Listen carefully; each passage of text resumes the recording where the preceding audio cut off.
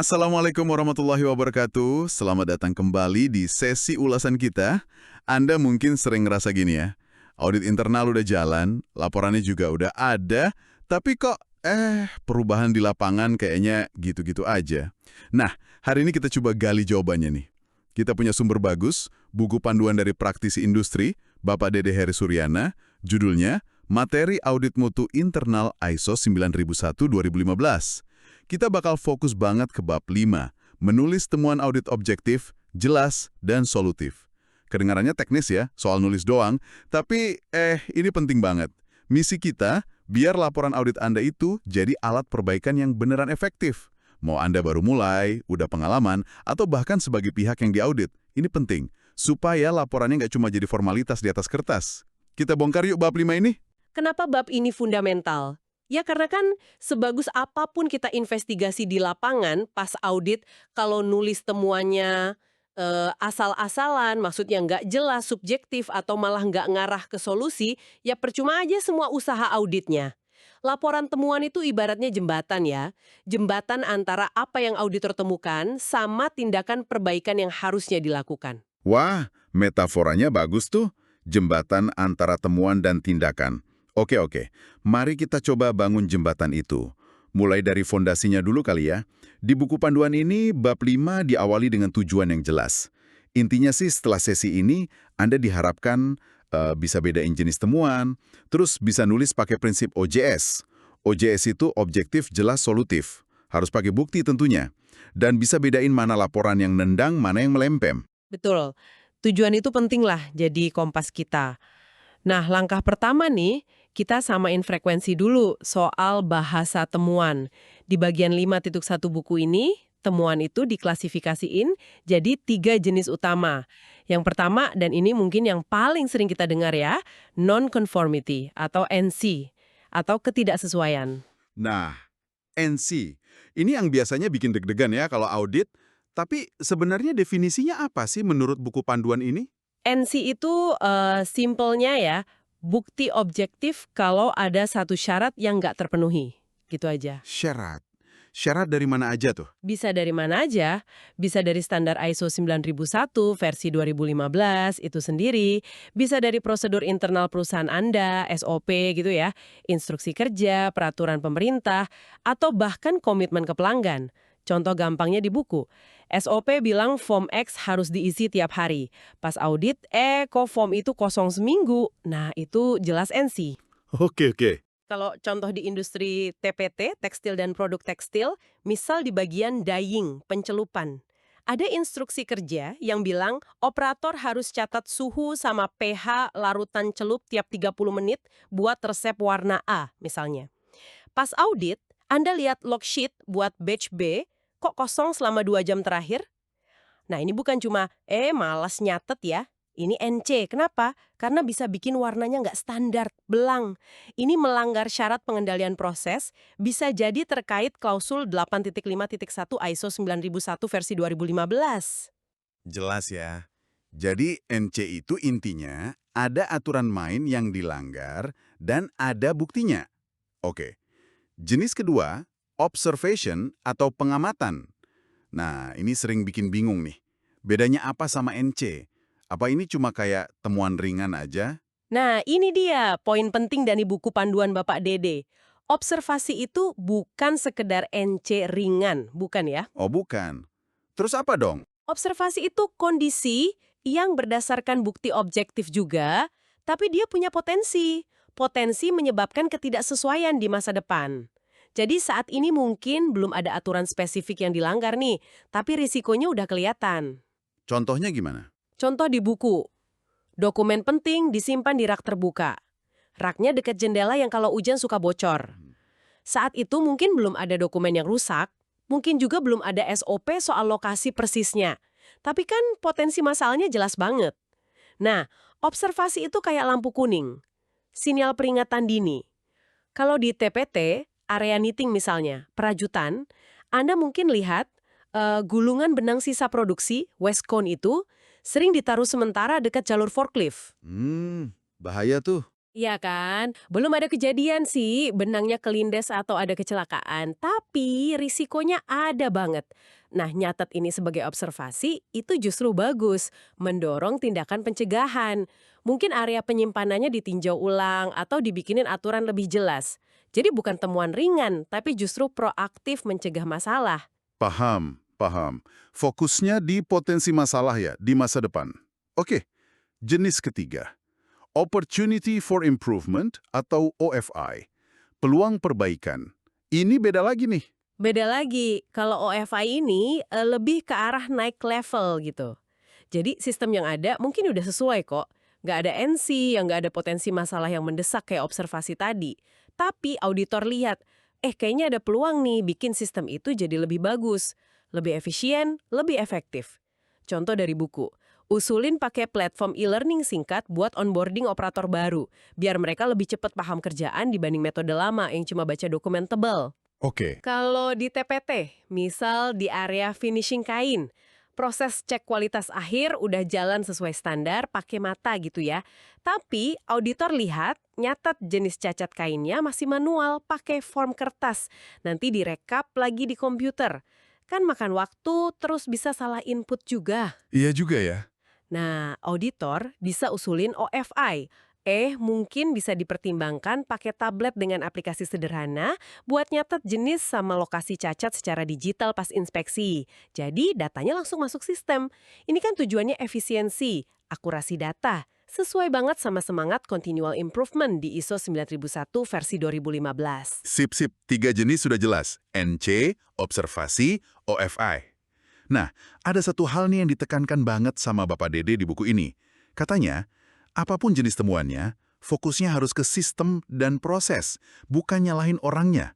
Kenapa ini penting banget ditekankan? Wah, ini prinsip emas dalam audit mutu. Harus dipegang teguh. Kita ini kan ngaudit sistem manajemen mutu ya. Gimana sistemnya dirancang dan dijalankan. Bukan nyari siapa yang salah, bukan nyari kambing hitam. Seringkali kalau ada masalah, akarnya itu bukan karena orangnya males atau nggak becus. Tapi mungkin prosedurnya bikin bingung, trainingnya kurang, alatnya nggak pas, atau beban kerjanya emang nggak realistis. Bener juga sih. Nah, kalau kita fokus ke sistem, rekomendasinya jadi lebih objektif, lebih konstruktif, dan yang penting lebih mungkin diterima dan dijalankan sama yang auditi. Ini kunci buat bangun budaya perbaikan, bukan malah budaya saling tunjuk jari. Oke, setuju banget. Jadi kita udah tahu jenis temuannya, udah tahu prinsip dasarnya, fokus ke sistem. Nah, sekarang masuk ke intinya nih. Gimana cara nulisnya biar benar-benar efektif, biar jadi jembatan tadi? Disinilah masuk bagian 5.2. Prinsip OJS. Objektif, jelas, solutif. Kita bedah satu-satu ya, mulai dari objektif. Apa maksudnya ini? Objektif itu artinya, ya, temuan harus berdasarkan fakta. Fakta dan bukti yang bisa diverifikasi. Bukan opini, bukan asumsi, bukan perasaan auditor. Ini nih yang sering jadi jebakan. Jebakan gimana maksudnya? Ya, auditor mungkin ngerasa, kok area ini kurang rapi ya? Atau, wah karyawannya kayak nggak peduli nih. Tapi perasaan itu nggak bisa jadi temuan audit. Harus hindari kata-kata subjektif kayak sering, kadang-kadang, buruk, kurang. Fokus ke apa yang Anda lihat, dengar, atau baca buktinya. Fakta. Kasih contoh dong, biar kebayang. Oke, contoh di area weaving, pertenunan TPT. Jangan tulis gini, operator loom sering lalai saat ganti beam. Ini subjektif banget kan? Ada kata sering, lalai, nggak jelas ukurannya apa. Coba tulis berdasarkan fakta. Ditemukan pada loom nomor 5, saat pergantian beam tanggal-tanggal, jam-jam, prosedur langkah ketiga, memastikan ketegangan benang awal, tidak dilakukan sesuai instruksi kerja nomor IKWV 007. Terus buktinya. Nah, tambahin buktinya. Bukti, observasi langsung oleh auditor dan dikonfirmasi juga dengan operator yang bersangkutan. Ini baru objektif, spesifik, ada faktanya, ada buktinya. Oke, jelas banget bedanya. Sip. Kriteria kedua, jelas. Gimana caranya bikin temuan itu jelas, nggak ambigu, nggak multitafsir? Jelas, itu artinya siapapun yang baca, terutama ya si auditi itu langsung ngeh. Langsung paham masalahnya apa, di mana kejadiannya, kapan, dan apa buktinya. Nggak ada ruang buat nebak-nebak atau salah paham. Buku panduan ini nyaranin pastikan informasi kuncinya ada semua. Apa masalah spesifiknya, di mana lokasinya, departemen mana, mesin nomor berapa, dokumen apa, kapan kejadiannya, tanggal, periode, batch nomor berapa, dan yang paling penting, buktinya apa, nomor dokumennya, rekaman spesifik, hasil observasi langsung, sampel barangnya. Kejelasan ini vital biar auditi tahu persis apa yang kudu diperbaiki. Oke, lengkap ya detailnya. Nah, yang ketiga nih, solutif. Ini kedengarannya agak abstrak ya. Gimana caranya tulisan temuan itu bisa jadi solutif? Bukannya mikirin solusi itu tugasnya audite ya? Itu memang tanggung jawab auditi. Tapi, cara kita nulis temuan itu sangat nentuin loh. Nentuin apakah si auditi bisa dengan gampang nemuin akar masalahnya dan bikin solusi yang pas. Maksudnya? Temuan yang solutif itu nggak cuma nunjuk masalah doang, tapi dia juga ngasih konteks yang cukup. Biar apa? Biar urgensinya kerasa, biar area perbaikannya jadi jelas. Nah, buku panduan Bapak Dede ini ngasih formula praktis yang oke banget. Temuan sama dengan fakta plus bukti plus dampak. Oh, ada rumusnya. Fakta plus bukti plus dampak. Coba jelasin. Oke, fakta itu ya kejadian objektifnya tadi. Bukti itu yang ngedukung fakta itu. Nah, yang krusial ini, dampak. Konsekuensinya apa kalau masalah ini dibiarin aja? Dampaknya ke mutu kah, ke biaya, waktu, resiko, atau kepuasan pelanggan.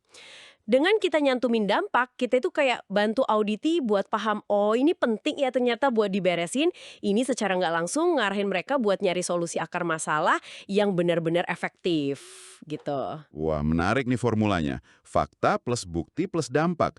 Biar makin nempel, kita lihat yuk perbandingan contoh temuan yang buruk sama yang baik dari buku ini di bagian 5.3. Contoh buruk tadi katanya, Departemen Produksi tidak disiplin mengisi form inspeksi, atau karyawan kurang peduli mutu. Kenapa ini buruk banget? Ya ampun, ini gagal total memenuhi OJS. Pertama, nggak objektif. Pakai kata tidak disiplin, kurang peduli, itu kan opini, asumsi. Kedua, nggak jelas. Form mana, kapan, siapa, buktinya mana, nggak ada kan? Iya juga. Ketiga, jelas nggak solutif. Gimana coba mau memperbaiki ketidakdisiplinan atau kurang peduli yang nggak jelas bentuknya gimana?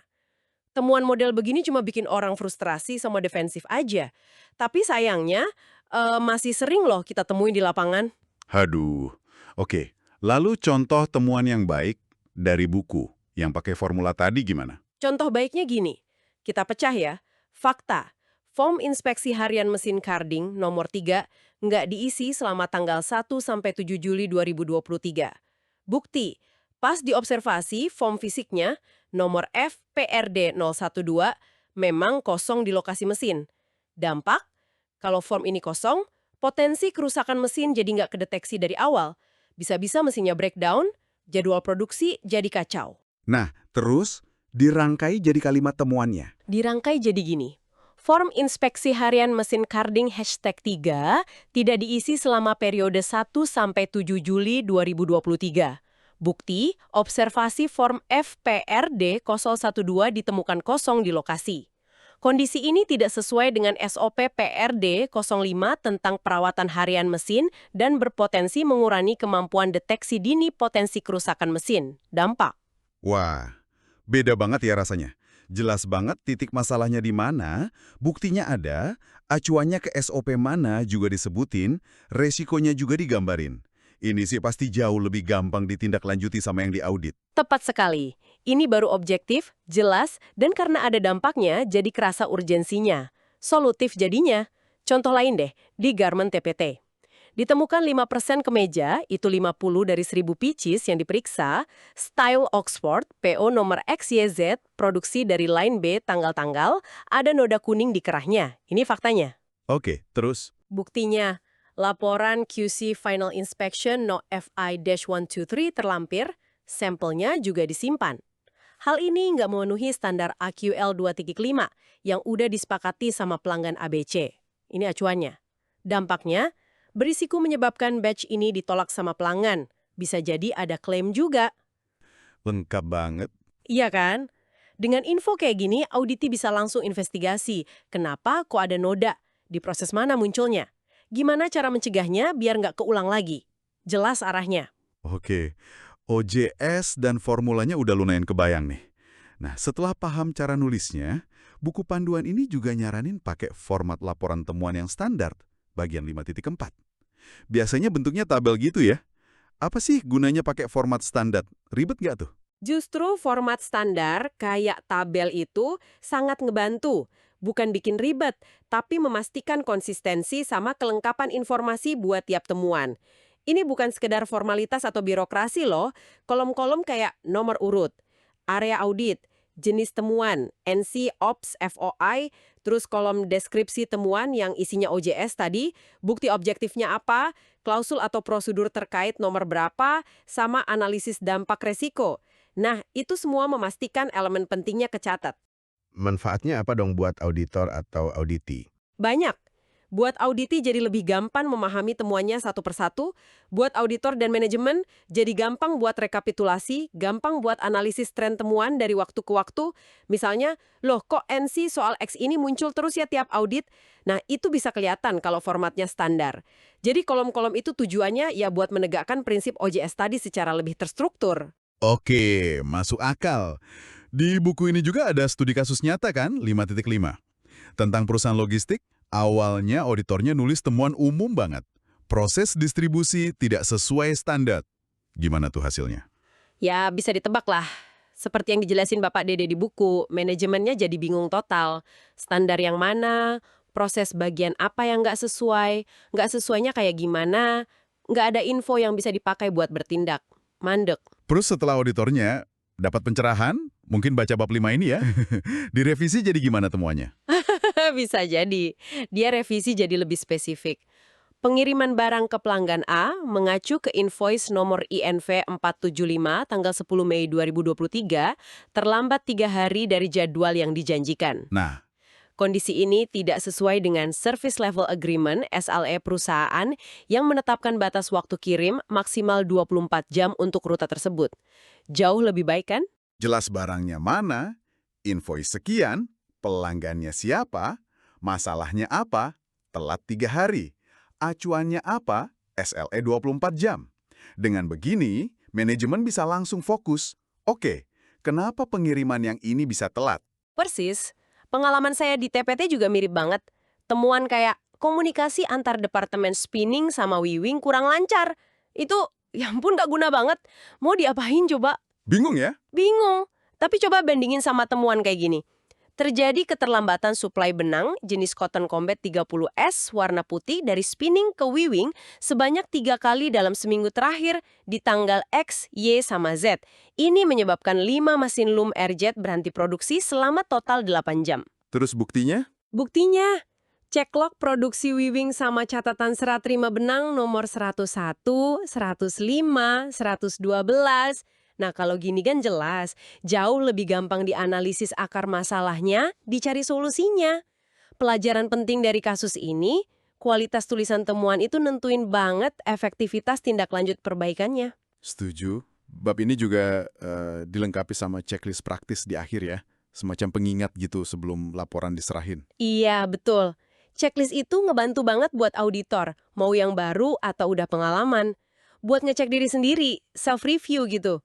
Udah OJS belum ya temuan saya? Udah fokus ke sistem?